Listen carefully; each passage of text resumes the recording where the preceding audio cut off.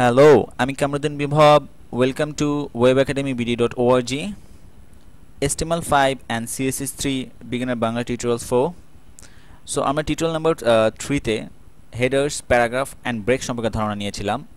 So আমি এই টিউটোরিয়ালকে আপনাদের দেখাবো কিভাবে কোনো টেক্সটকে বোল্ড করতে হয় অর স্ট্রং, কিভাবে কোনো টেক্সটকে আপনার ইটালিক করতে হয়, then horizontal rule means horizontal line, then comments সম্পর্কে ধারণা নেব।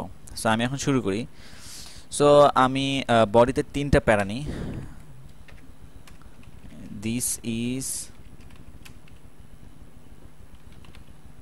প্যারাগ্রাফ, দেন কন্ট্রোল দিয়ে কপি করি, সুবিধার ক্ষেত্রে স্পেস দিয়ে নিলাম। দিস ইজ প্যারাগ্রাফ 1 2 দেন 3 ধরলাম। এখন প্রথমত আমি জিনিসটাকে প্যারা করলাম, রান করি, রান লঞ্চ ইন ক্রোম।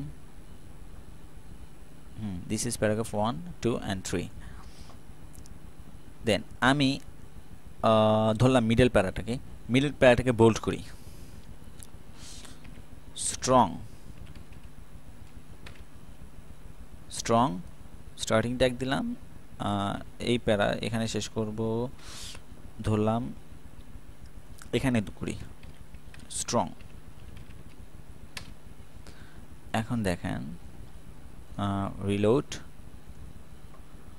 দেখেন এই 3টা প্যারার মধ্যে এই মিডল প্যারাটা বোল্ড হয়ে গিয়েছে।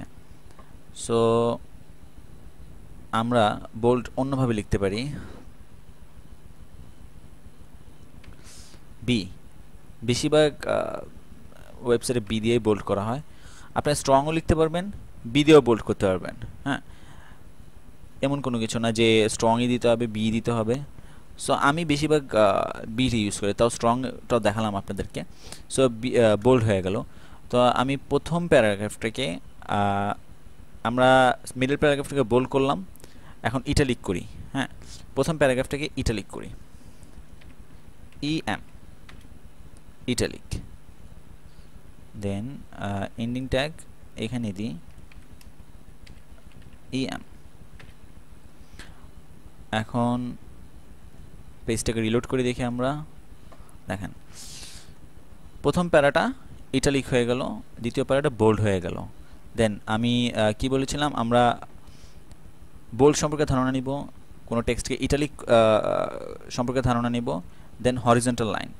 ওকে, আমি এই 2টা প্যারার নিচে একটা লাইন দিব, HR। এটা কিন্তু single tag as like break, HR horizontal line, or এভাবেও দিতে পারেন। সো এভাবেই দিই HR হরিজন্টাল লাইন। ওকে, দেখেন 1 2 and 3 এই মিডল প্যারাগ্রাফের পরে আমাদের একটা হরিজন্টাল লাইন পড়ে গেছে পুরা। সো কি দেখলাম, ইটালিক করতে কিভাবে টেক্সটকে ইটালিক করতে হয়, EM। দেন প্যারাগ্রাফকে টেক্সটকে bold, B or strong use করতে পারেন, and then horizontal line HR। So এখন কমেন্ট সম্পর্কে ধারণা নিই। আমি মনে করেন আপনারা যখন কোনো লাইভে যাবেন, হ্যাঁ, যখন এত কিছু কোডিং করলাম, আমি সার্ভারে আপলোড করলাম। এখন সার্ভারে আপলোড করার পর অবশ্যই আমার ওয়েবসাইটে অনেকেই পেজ সোর্স দিয়ে দেখতে চাবে, অ্যাজ লাইক দিস। আমি দেখেন এখানে রাইট বাটন ক্লিক করলাম, দেন ভিউ পেজ সোর্স। দেখেন আপনার কোডিংগুলো এভাবে দেখা যাচ্ছে। আপনি যখন সার্ভারে আপলোড করবেন সবাই কিন্তু আপনার কোডিংগুলো এভাবে দেখতে পারবে, HTML। সো এমন কোনো কিছু আমি লিখতে চাই বডির মাঝখানে যেটা আমার ওয়েব সার্ভারে মানে ব্রাউজারে শো হবে না, বাট এখানে থাকবে, অ্যাজ লাইক এই পেজটা কার দ্বারা লিখে হয়েছে, আমি আমার নাম দিই, রিটার্ন বাই কামরুদ্দিন বিভব। ওকে, এখন রিটার্ন বানান আই থিঙ্ক ভুল, সরি। এখন দেখেন এটাকে কমেন্টস করে দিই যে এই লেখাটা, এখন আমি যদি রান করি এই লেখাটা চলে আসবে ব্রাউজারে। সো আমরা এটাকে কমেন্টস করে দিই। এই পদ্ধতিকে কমেন্টস বলে, যে এটা মানুষ পেজ সোর্স যখন দিবে, হ্যাঁ, ইউজারে যখন পেজ সোর্স দিবে তখন আপনার লেখাটা দেখতে পারবে, এছাড়া আপনার ব্রাউজারে এটা শো হবে না। সো